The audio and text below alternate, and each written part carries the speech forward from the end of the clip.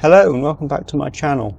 So yesterday we had some audio issues, but no worries about that because we'll be covering everything that was lost from yesterday's audio, that whole chunk. We're going to be recovering all that today. So we've got a siege battle coming up in the next 10 minutes or so anyway. So yeah, we just finished the siege on Dervingard, but we're doing another siege soon and we'll be covering all the same stuff that I covered during that video. You didn't know there's subtitles there as well if you're if you're at all interested in going back and looking at those, but it doesn't matter because we'll be covering that all again today and potentially even more, maybe. Anyway, so we'll be doing unit UI stats, sieges, army selection, formations, some settlement management on the strategy map, and loads of other stuff as well that I just happened to notice along the way. So let's go. Okay, so it says new objective. We await the totem's construction, end the turn to complete it. So yeah, that was just at the end of the last video, so we'll do this again for you. We've just taken Dervingard, and so what we're going to do now, again, like we did before with the settlement, just going to move the mouse down, select this empty slot here, which is kind of like a construction sort of icon, and you're going to move the mouse up to the first one on the list here. So it's and if you see there, it's settlement tier 2, because this settlement is currently tier 2. That's settlement 1, that's settlement tier 2. So we're at tier 2. We can build a tier 2 structure, and it'll give all our armies plus 3 leadership, so it'll make all our armies braver. You're going to select that with the mouse, and move over with the mouse, and just select it with the left button. And you'll see there it cost us 1,500 in cash. So just click that with the left button, and that will queue it to be finished in one turn. You can see in the UI there the hourglass and the 1 turn. So take 1 turn, and we'll finish there. Just press. You can press enter on the left mouse, or you can press enter, whichever you want, or num enter if you really want to. And again, we'll just so we've got these tips here again coming up like in the previous videos. We're just going to close those. If you want to read that, you can. And we'll select this army. You were right. The taint of chaos and listen to Garrick for a moment. And Dervingard is truly liberated. Once more, the light of Kislev shines in the darkness of the chaos. And like yesterday, we've just won another item. God is free from tyranny. And it's just running over the victory conditions now. So I think we might have looked at these before, but we'll have a quick look at them again. So we'll just click there, and at this icon, it brings up the objectives window right at the bottom. You just move your mouse over there, click it, and you've got campaign victory, find Ursun. So that's kind of our ultimate goal here. So we'll just click these tips again with the left button in order to advance, and we'll look at you can look at these objectives if you want, but when you're done with that, just click the left button and we can carry on. Word has reached those in hiding. They return to us. The Frost Maiden. We are fortunate to find a magic user. Frost. So she's going to be our first hero in the game that we actually use. And you can see when you select her with the left button, and you can follow these tooltips as well if you want, but I'm just going to close them. They'll just give you additional information about her if you want to read that. And she's the first hero that we're going to have, and heroes are very powerful in this game, it's worth remembering. Slavin Kerns fell into madness. Tainted by the dark gods, his iron will tempered into an endless want for power. The boyar abandoned the stronghold. Taking all provisions, he left for the far reaches of the Chaos Wastes. Any who opposed him were hung from the walls. Those that remained suffered at the hands of the savage Northmen. I found Kerns' journal hidden in his quarters.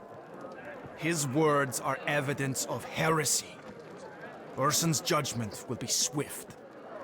If I find him, I will kill him. Okay, fair enough. So we've got 2 options again. Pick whichever you want here. It's saying keep it secret, the book's for your eyes only, or tell Garrick, show your brother the discovery.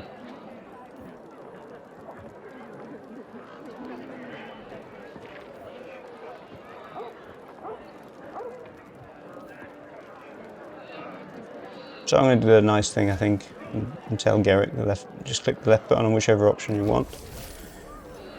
And I've gotten the honest trait for that, for Yuri, as a result of that. So that's going to give me a slight boost to my leadership aura. So what does that actually mean in the game? Well, your generals, as was briefly explained earlier, have an aura around them which boosts leadership. Well, that just make that slightly larger. Anyway, we're going to left click that. A book of lies. Burn it. The testament of a traitor. He will face justice. Dervingard is reclaimed. Now, Okay, I've taken that item. I don't know if that is the nice thing or not. I've got no idea. But it just seemed like the nice thing at the time. Could be completely wrong. Stands the citadel that howls. Within its halls lies a hidden And portal. we've got this information here, coming on the top left. So you can click the. We're currently on the details tab. That's highlighted. You can read this if you like, and it's saying down here that we'll get a reward. Journey to the lucent maze. Find the secret rooms. They hold the knowledge. Yeah, I'm just going to click this tab up here. This will give you a preview of who we're going to be fighting. So apostles have changed. So if you didn't know, they are Tzeentch, and if you highlight those units, it will say clearly that they are all Tzeentch. And there's a few of those. That's who we're going to be fighting soon.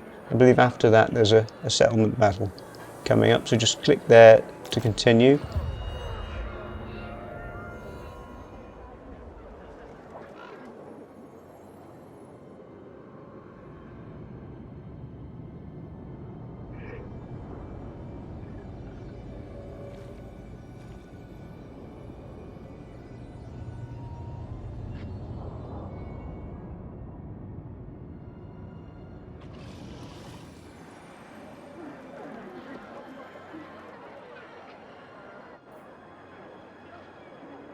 Okay. We leave Dervingard at first light.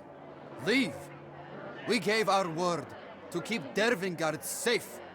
Urson confides in me. We must journey through the Chaos Wastes and find the Lucent Maze. The next step to save Urson. Okay, so now that we've listened to them having a chat about this and that, we can actually do something. So we'll left click on our hero now. So if you zoom in with your mouse, remember I showed you earlier with the scrolling of the mouse, you can zoom in, and just bring your mouse over either her or her banner to select her, and then you can move her in the same way that you would an army or anything else on the strategy map. And you'll see this two arrows icon, left and right. That means that she can be merged into the army.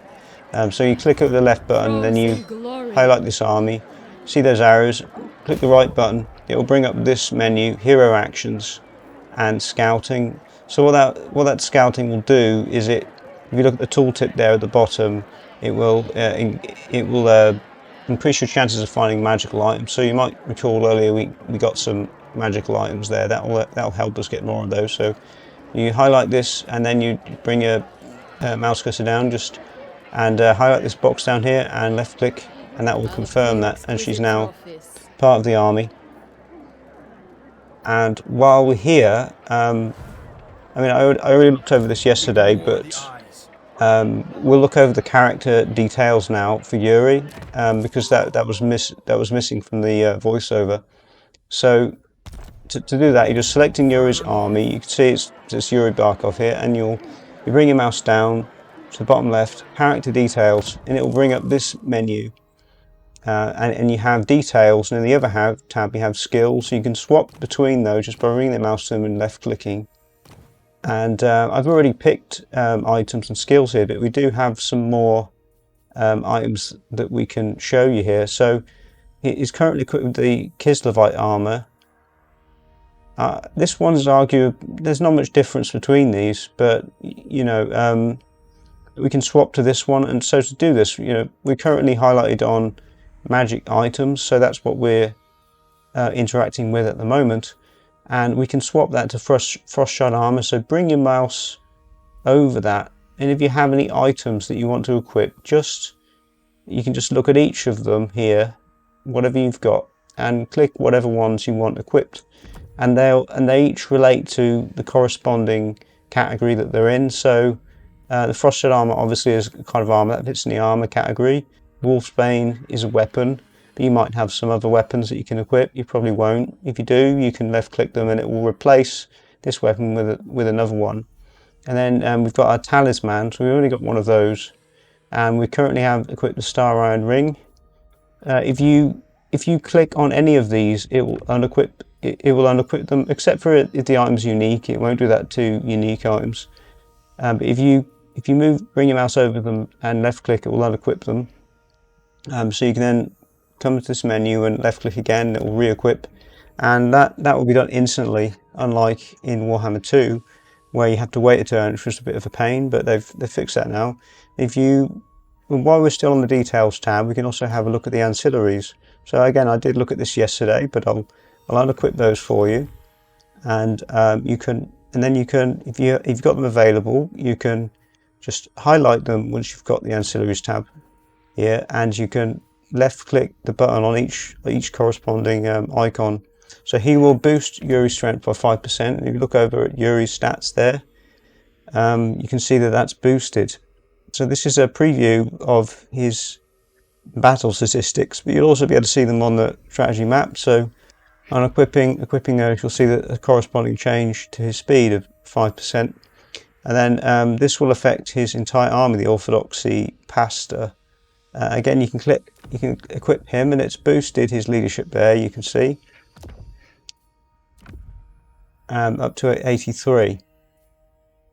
And now that, so you should have, by now you should have, all of your ancillaries and any items you want equipped. You can then go over to your skills tab.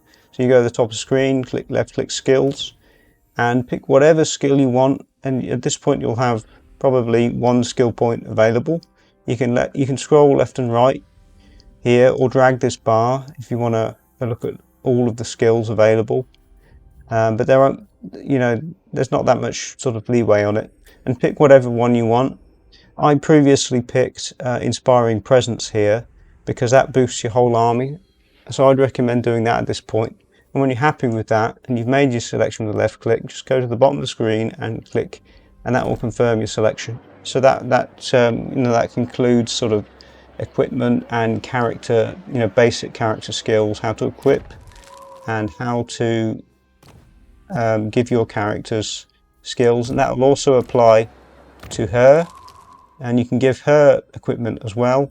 So if you highlight, so I'll show you that again, you can highlight your hero in the same way because she's a character, he's a general, but he's also a character, she's also a character. Specifically, she's a hero, but she works in much the same way that Yuri does, except that she doesn't lead armies. So you select her, and you can mouse down again to character details, and you click the left button as so. You can do exactly the same with her. I've given her a leftover bit of equipment. She's got slightly worse equipment, but never mind, she can get something better later. And she doesn't have, if you go to skills, you notice she doesn't have any skill points yet, so we'll get something for her later, and just close off here with the left click button. And now we're ready to continue, and we have a battle coming up and a siege, so we'll cover those. And just selecting on the left button and moving with the right button. Which way, brother? Your son is silent. I must decide. Prince Yuri. Okay.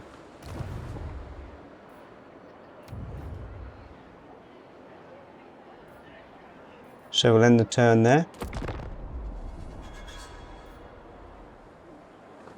And it's saying we've unlocked end turn notifications.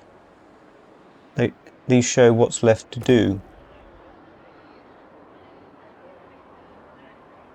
Press the center button to resolve an issue. Once all issues are resolved, the end turn button will appear here.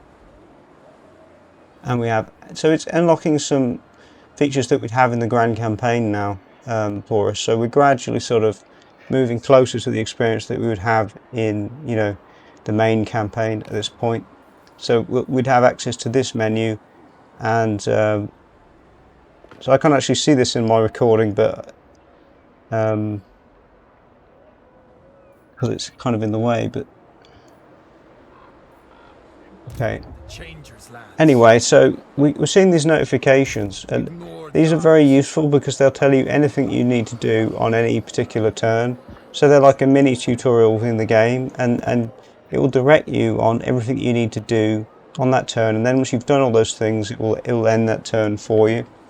So we'll just choose a direction now for Yuri Barkov's army, and we'll go left.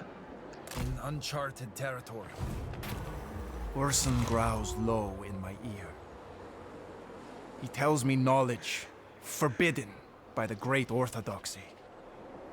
I now know the names of the dark gods and their demonic servants.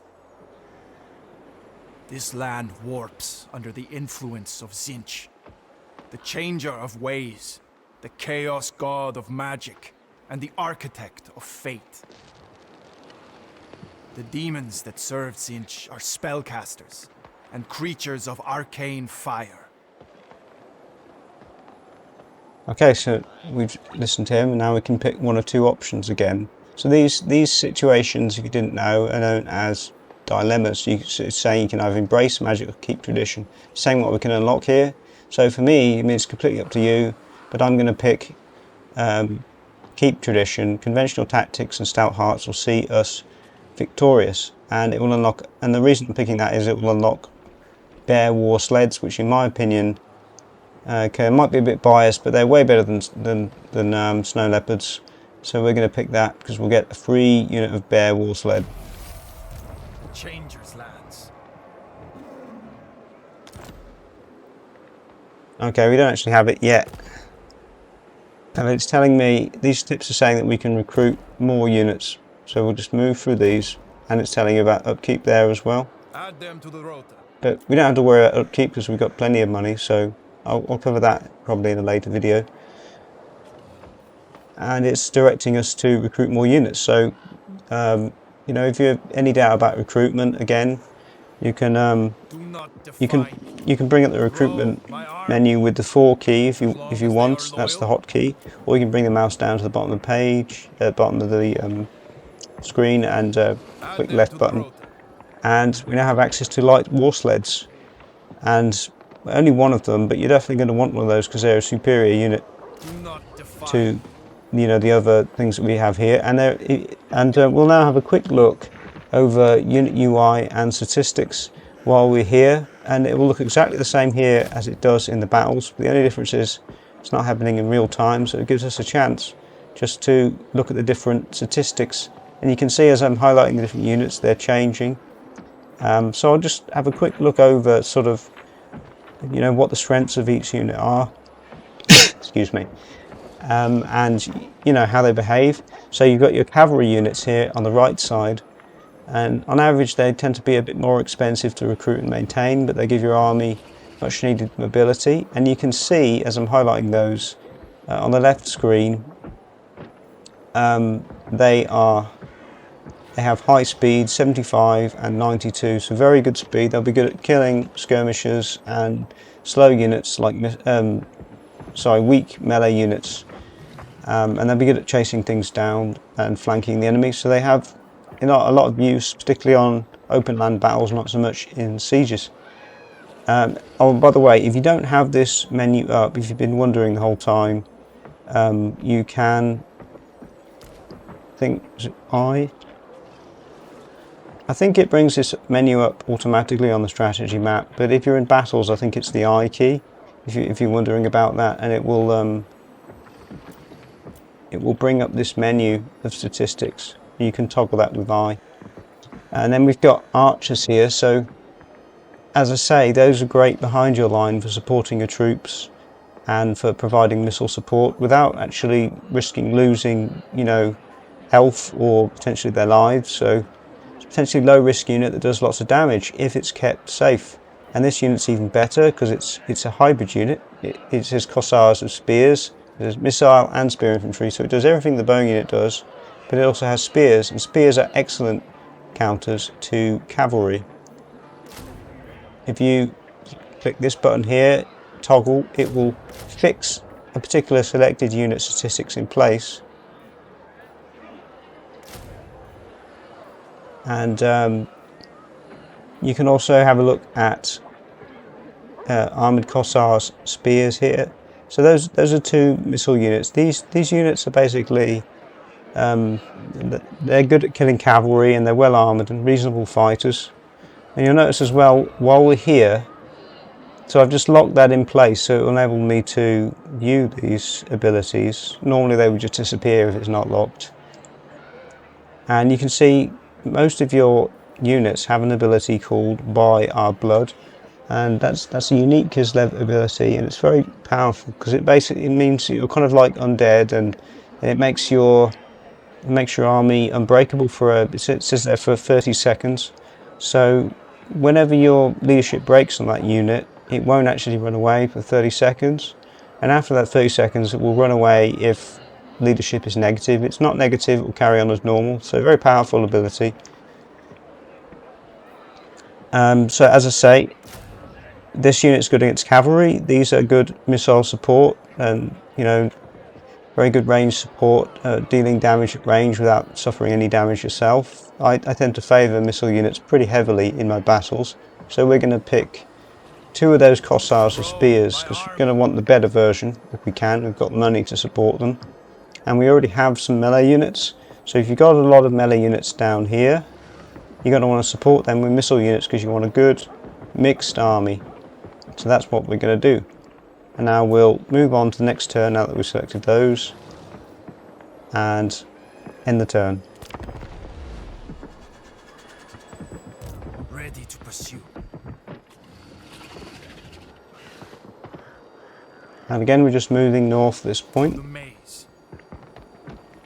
And we have an army up here to the north to fight, and we'll be taking them As on. long as they are loyal. Again, the game's telling me at this point that if you look closely here, your unit count 13 out of 20, so you can still recruit more here. Add them to We'll be the trying to get as many units as we can, because if we look here at our treasury, we have a background income of 2,500, so we can support plenty of troops. If you want to look at that again, just go to the top of the screen, click treasury.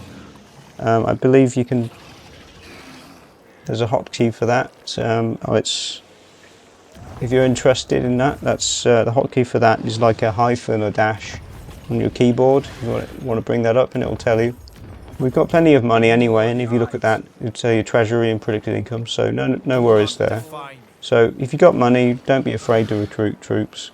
So we'll do that, and we'll get, again, even more archers, because these units can fight a bit in melee as well. They're flexible hybrid units, and in this game, missile units tend to be pretty powerful, and we're going to need something as well. See, our enemy here, Sinch, as it was saying earlier, they tend to be missile specialists, so you're going to want to counter their missiles with your missiles. Fight fire with fire. We'll end the turn now. Excuse me.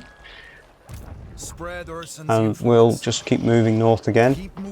And again, you're going to be bringing up that menu with the 4 and recruiting even more troops. Beyond the tree line. Servants of the dark gods. Demons. By campfire light, I read the journal. Why did Kearns abandon his duty? Before he left Dervingard, he made forays into the Chaos Wastes. He fought enemies and even gained the allegiance of tribes. He called such fates the Trials. They allowed him to navigate these hostile lands. If I am to survive here, I must perform these trials. The journal tells of great rewards if I do. Okay, so we'll go for the Conqueror, because I think that there's a Subjugator or Conqueror. We'll go for the Conqueror because I believe there's a stronghold up ahead, so you can select that as well if you like, but it's up to you. Yes? Good. More grease. And again, we're just going to recruit as many troops as we can up to capacity. So this will show us our capacity for the turn. You can recruit up to 3 units. I'm going to pick some cavalry this time just to add some much needed mobility to our army because we only have 1 fast unit there. And again, just going to go with more missiles. Attacking the enemy at range is often king because it means you don't suffer any losses. That's what we want. So we'll end the turn again. We now have 19 out of 20 units. We're nearly ready to fight. End the go. So we're pretty strong now. I think we're ready to fight them. And another tip you can do here: select your army. If you hold down the right button and you bring it over them to attack, but you don't press the button, it will bring up this menu here, and it will tell you your odds of victory. And you can see there the blue is our army and the red is the enemy army. The blue there is much larger than the red, so of course that means our odds of victory are way better than them. We can effectively crush them. So now we just have to hope that they're willing to fight us. So now you let the button go when they're highlighted like this, and that will issue the attack order. So they're running away there, but we have, if you're lucky, you'll just have just enough movement range to engage them. So what you're going to do now, and you'll see here your movement range is 38%. Well, my movement range here is 38%. Yours might be a bit different. If you can't attack them this turn, just keep trying and move again next turn to pursue them. And I have 38% movement range there. If I highlight them, it will tell me how much movement range I will have. So it says 8. I'll have 8%.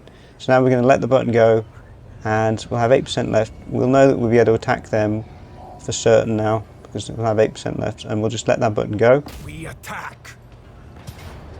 And we can now do this.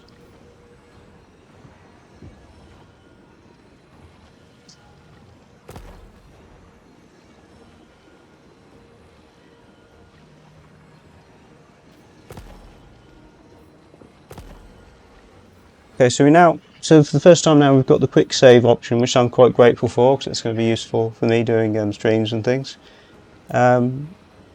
I'll be doing another video about saving the game fairly soon, and I'll be putting that at the beginning of this whole series. You know, if there's any uncertainty about that, I'll clear all that stuff up for you. Anyway, so we've got some options here, and to be honest with you, I'm just going to pick auto resolve because this option is, this battle is going to be so easy we don't even have to fight it.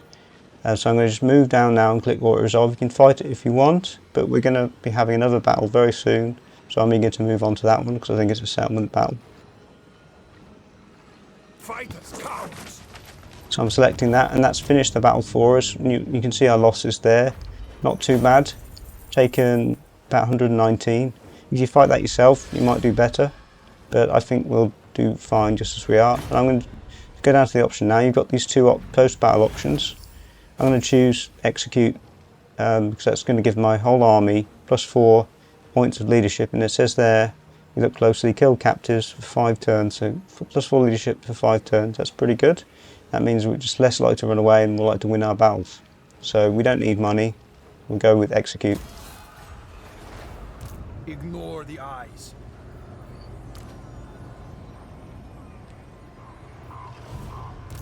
Further north.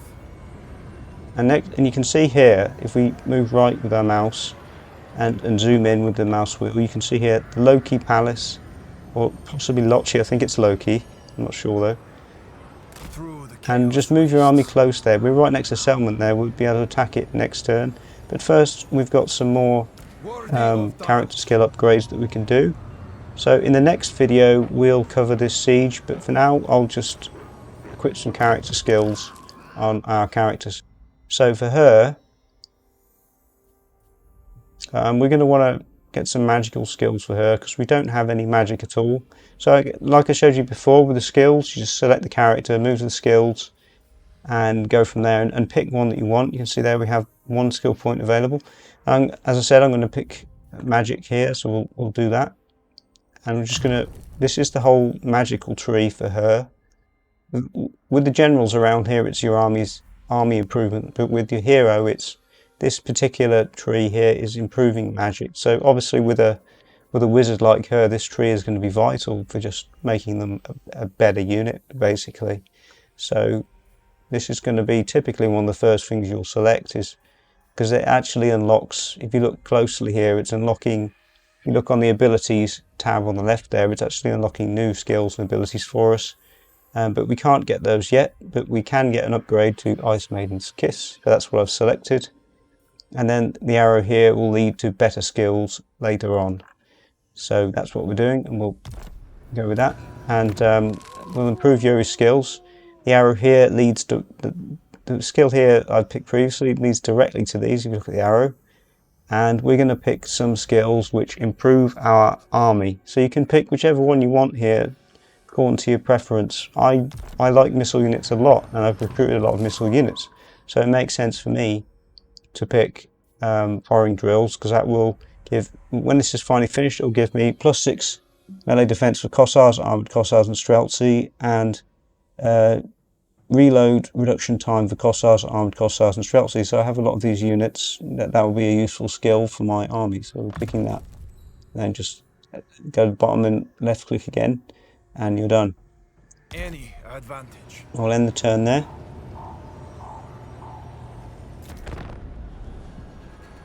We are not And now just click the army again, and like I showed you before, right click the settlement and you'll see the blade icon. That means you're going to start a battle, and let the button go. So Move your army in. It's just saying that so this is a proper siege now, in a way, a bit unlike Dervengard. This is going to be a more traditional siege battle, more like what you'll see in the Grand Campaign. So in some ways it's a better example, and I'm just going to save my game there for you and end the stream. We'll continue this next time, and I'll be showing you in detail how a Grand Campaign style siege actually works. Thanks very much for watching, and I'll be recording this video very soon, probably tonight. And if you enjoyed it, give it a like and subscribe, because you'll get notifications on videos as soon as I've put them up. So thanks again.